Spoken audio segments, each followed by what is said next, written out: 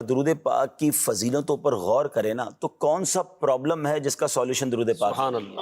روزی میں برکت چاہیے، ٹینشن دور کرنا ہے، بیماری دور کرنی ہے، عزت میں اضافہ کرنا ہے، رسوائی سے بچنا ہے، اچھی موت چاہیے، نبی پاک کا موت کے وقت دیدار چاہیے، واہ۔ پیارے آقا کے ساتھ قیامت کے دن کھڑے ہونا ہے، آقا کے ہاتھوں جام کوثر پینا ہے، نبی پاک کے ساتھ جنت جانا ہے، بار بار مدینے جانا ہے واہ۔ اور آقا کی زیارت کرنی ہے۔ ہائے ہائے۔ یہ ساری چیزیں آپ حدیثیں پڑھیں تو تقریباً یہ سارے انعام حدیثوں اور روایتوں میں موجود ہیں۔ کیا بات۔ اور چاہیے کیا مجھے بتا دیں ایک مسلمان کو، اور کچھ رہ گیا ہے؟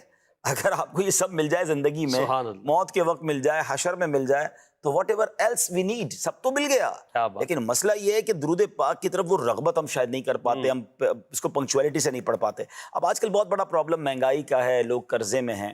ایک بڑا خوبصورت حدیث پاک اور اس کے تحت ایک مختصر سا واقعہ عرض کر دیتا ہوں۔ نبی پاک علیہ الصلوۃ والسلام کا فرمان ہے جس کا مضمون ہے کہ جو شخص مصیبتوں اور پریشانیوں میں ہو، بہت سارے لوگ اس وقت طرح طرح کی مصیبتوں میں ہوں، ذرا غور سے سنیے گا۔ آقا علیہ الصلوۃ والسلام فرماتے ہیں جو شخص مصیبتوں اور پریشانیوں میں ہو اس کو چاہیے کہ مجھ پر کثرت سے درود پڑھے، کہ جو کثرت سے درود پاک پڑھتا ہے، درود پاک مصیبتوں اور پریشانیوں کو لے جاتا ہے، سبحان اللہ۔ یعنی یہ گویا آپ کے برڈن ریلیز کر دیتا ہے۔